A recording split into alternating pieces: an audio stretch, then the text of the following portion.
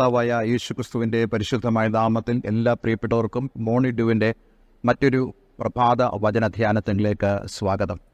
ഒരു പ്രാവശ്യം കൂടെ നമുക്ക് യോഹന്നാന്റെ സുവിശേഷം 15-ാം അധ്യായത്തിൽ നിന്നും ചിന്തിക്കുവാൻ തക്കവണ്ണം ദൈവം നമ്മെ സഹായിക്കുന്നതിനാൽ ഞാൻ ദൈവത്തിന് സ്തോത്രം ചെയ്യുന്നു. കഴിഞ്ഞ ദിവസങ്ങളിലെ വചനധ്യാനങ്ങൾ ഓരോന്നും നിങ്ങൾക്ക് വളരെ അനുഗ്രഹപ്രദമായി തീർന്നു എന്നറിയുന്നതിൽ വളരെ സന്തോഷമുണ്ട്. തീർച്ചയായിട്ടും നമ്മൾ ഈ 15-ാം അധ്യായത്തിൻ്റെ ഓരോ ഭാഗങ്ങൾ ചിന്തിക്കുമ്പോഴും നമുക്ക് കൂടുതൽ വചനത്തിൻ്റെ ആഴങ്ങളെ ബോധ്യപ്പെടുവാൻ തക്കവണ്ണം കർത്താവ് നമ്മെ സഹായിക്കും.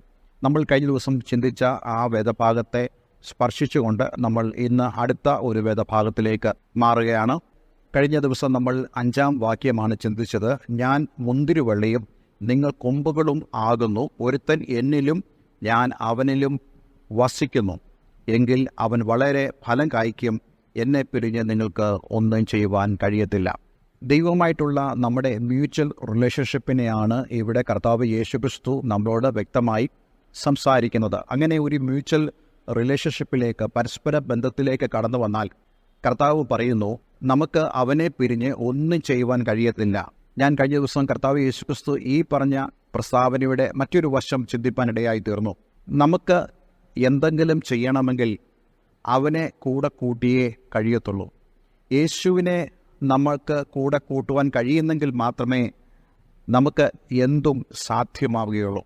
അതായത് ഇത് ദൈവത്തിൻ്റെ വലിയൊരു പ്രവൃത്തിയാണ്.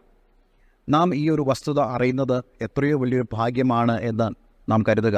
കാരണം ഒരു വ്യക്തിയുടെ ജീവിതത്തിൽ എത്രത്തോളമാണ് കർത്താവ് യേശുക്രിസ്തുവിൻ്റെ പ്രാധാന്യമെന്ന് ഈ ഒരു കാര്യം നമ്മെ ബോധിപ്പിക്കുന്നു. പലപ്പോഴും നമുക്കറിയാം, നമ്മൾ ഓരോ ദിവസവും നമ്മൾ എഴുന്നേൽക്കുമ്പോൾ നമ്മൾ പ്രാർത്ഥിച്ചാണ് എഴുന്നേൽക്കുന്നത്. നമ്മൾ പ്രാർത്ഥിക്കുന്നതിൻ്റെ കാരണം എന്താണ്? ചില സന്ദർഭങ്ങളിൽ വളരെ പെട്ടെന്ന് ഒരാവശ്യമുള്ളപ്പോൾ നമ്മൾ ചാടി എഴുന്നേൽക്കുമ്പോൾ നമുക്ക് ഒരുപക്ഷെ പ്രാർത്ഥിക്കാൻ കഴിയാറില്ല. പക്ഷേ കുറച്ചങ്ങോട്ട് ആ നിമിഷങ്ങൾ മുന്നോട്ട് പോകുമ്പോൾ നമുക്ക് ബോധ്യമായി തീരും, അയ്യോ ഞാൻ ദൈവത്തോട് ഒന്നും സംസാരിച്ചില്ലല്ലോ, ഇന്നത്തെ ദിവസത്തെക്കുറിച്ച് എനിക്കൊന്നും ഷെയർ ചെയ്യുവാൻ കഴിഞ്ഞില്ലല്ലോ.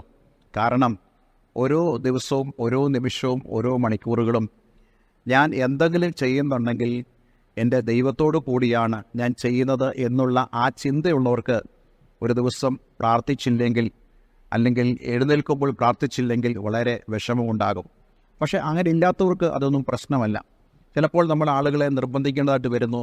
എഴുന്നേൽക്കുമ്പോൾ നിങ്ങൾ പ്രാർത്ഥിക്കണം. രാവിലെ എഴുന്നേൽക്കുമ്പോൾ നിങ്ങൾ വെറുതെ എഴുന്നേറ്റ് വരരുത്. അല്പസമയങ്ങൾ, 5 മിനിറ്റോ 2 മിനിറ്റോ എത്രയാണോ ദൈവത്തോട് നിങ്ങളൊന്ന് പ്രാർത്ഥിച്ച് എഴുന്നേൽക്കാമെങ്കിൽ. പക്ഷേ അത് സംഭവിക്കണമെങ്കിൽ നമുക്കൊരു മ്യൂച്വൽ റിലേഷൻഷിപ്പ് ഉണ്ടെങ്കിലേ കഴിയത്തുള്ളൂ. കാരണം ഞാൻ ഒറ്റയ്ക്കല്ല എൻ്റെ ജീവിതത്തെ മുന്നോട്ട് നയിക്കുന്നത്, യേശുവും കൂടെ എൻ്റെ ജീവിതത്തിലുണ്ട്.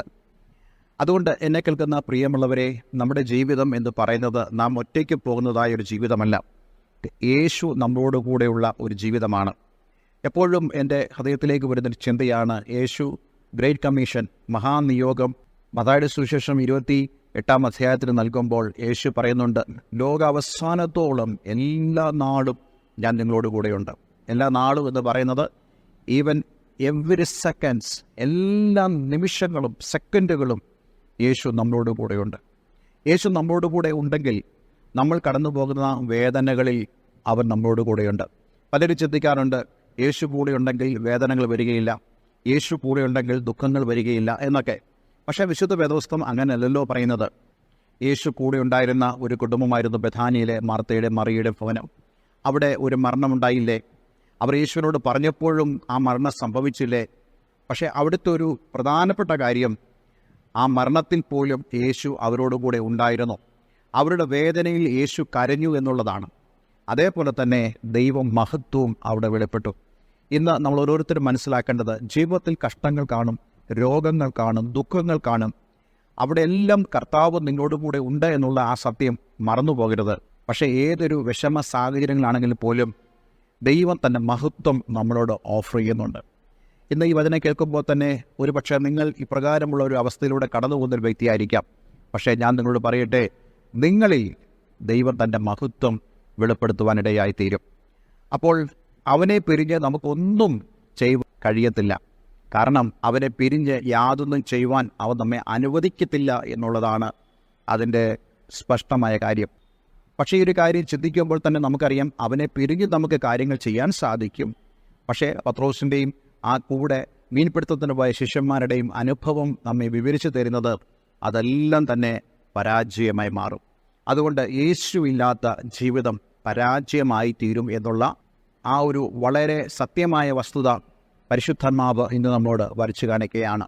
ഇന്ന് ഞാൻ നിങ്ങളോട് സംസാരിക്കുന്നത് കർത്താവ് യേശു ക്രിസ്തുവിലേക്ക് കടന്നു വന്ന, അവനിൽ വസിക്കുന്ന ആ മ്യൂച്വൽ റിലേഷൻഷിപ്പിലേക്ക് കടന്നു വന്നവർക്ക് ബാധകമായ സന്ദേശമാണ്. ആ ഒരു ബന്ധത്തിലേക്ക് കടന്നു വരാത്ത വ്യക്തിയെ സംബന്ധിച്ചിടത്തോളം യേശുവിനെ പിരിഞ്ഞും അവർക്ക് കാര്യങ്ങൾ ചെയ്യാൻ സാധിക്കും. അവരുടെ ജീവിതത്തിൽ ആ ഒരു പരിശ്രമങ്ങൾ പരാജയത്തിലേക്ക് പോവുകയില്ലായിരിക്കാം, അത് വിജയമായിരിക്കാം. പക്ഷേ അതിനെക്കുറിച്ച് വിശുദ്ധ വേദപുസ്തകം പറയുന്നത് അതെല്ലാം തന്നെ താൽക്കാലികമാണ്, വഴുവഴുപ്പിൽ നിൽക്കുന്നതായ അനുഭവങ്ങളാണ്. പക്ഷേ ക്രിസ്തുവിൽ വസിക്കുന്ന ഒരു വ്യക്തിയെ സംബന്ധിച്ചിടത്തോളം കർത്താവ് യേശു ക്രിസ്തു അവൻ്റെ ജീവിതത്തിൽ ഇരുന്ന് അവന് വേണ്ടി പ്രവർത്തിക്കുമ്പോൾ അതിനെ ഒന്നും ആർക്കും തടയുവാനോ നശിപ്പിക്കുവാനോ കഴിയത്തില്ല.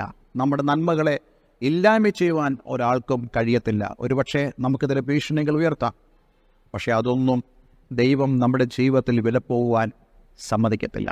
അതുകൊണ്ട് ഇന്ന് ഈ പ്രഭാതത്തിൽ നമുക്കൊരുമിച്ച് ആ കർത്താവിനെ മഹത്വപ്പെടുത്തുവാനിടയായി തീരട്ടെ. അതേ യേശുവിനോടൊപ്പമുള്ള ആ ജീവിതത്തിലേക്ക് നിങ്ങൾക്ക് പ്രവേശിപ്പാൻ ആഗ്രഹമുണ്ടെങ്കിൽ ഇന്ന് തന്നെ നിങ്ങൾ ആ ഒരു സമർപ്പണത്തിലേക്ക് കടന്നു വരിക. ക്രിസ്തുവുള്ള ഒരു ജീവിതം ഏറ്റവും ധന്യമായ ജീവിതമാണ്. അതിനായി ദൈവം നമ്മെ ഇടയാക്കട്ടെ എന്ന് ഞാൻ ആഗ്രഹിക്കുകയും പ്രാർത്ഥിക്കുകയും ചെയ്യുന്നു. ഒരു വാക്ക് നമുക്ക് പ്രാർത്ഥിക്കാം. സ്വർഗീയ പിതാവേ, ഇന്ന് ഞങ്ങളെ കേൾപ്പിച്ച ഈ അനുഗ്രഹിക്കപ്പെട്ട വചനത്തിനായി സ്തോത്രം. അങ്ങയുടെ വചനം പറയുന്നു, അങ്ങേ പിരിഞ്ഞ് ഞങ്ങൾക്കൊന്നും ചെയ്യുവാൻ കഴിയത്തില്ല. ദൈവമേ, ഇന്ന് ഞങ്ങളുടെ ജീവിതത്തിൽ ഉള്ളതിനാൽ ഞാൻ അങ്ങേക്ക് നന്ദി പറയുന്നു. കനാവിലെ വീട്ടിൽ യേശു ഉള്ളതിനാൽ യേശുവിനെ പിരിഞ്ഞ് യാതൊന്നും അവരുടെ ജീവിതത്തിൽ ചെയ്യാൻ കഴിയത്തില്ലായിരുന്നു. അതുകൊണ്ട് തന്നെ അങ്ങയുടെ മാതാവായ മറിയ അങ്ങയുടെ അടുക്കിലേക്ക് കടന്നു വന്ന് കാര്യങ്ങൾ പറഞ്ഞപ്പോൾ കർത്താവേ, നീ പ്രവർത്തിക്കാനിടയായി തീർന്നു.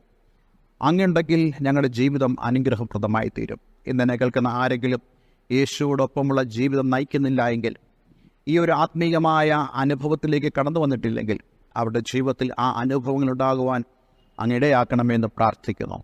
പ്രാർത്ഥന കേട്ടതിനായി നന്ദി. യേശു ക്രിസ്തുവിൻ നാമത്തിൽ തന്നെ ആമേൻ, ആമേൻ. ഇന്നത്തെ വേദവചനം നിങ്ങളുടെ ജീവിതത്തിൽ അനുഗ്രഹപ്രദമായി തീർന്നു എന്ന് ഞാൻ വിശ്വസിക്കുന്നു. ഈ സ്ക്രീനിൽ കാണുന്ന ഫോൺ നമ്പറുകളിൽ ഞങ്ങളെ വിളിക്കുക. ഞങ്ങൾ നിങ്ങൾക്ക് ആത്മീയമായിട്ടുള്ള സഹായങ്ങൾ നൽകുവാൻ തയ്യാറാണ്. എല്ലാവരും ദൈവം അനുഗ്രഹിക്കട്ടെ. Have A nice day. God bless you all.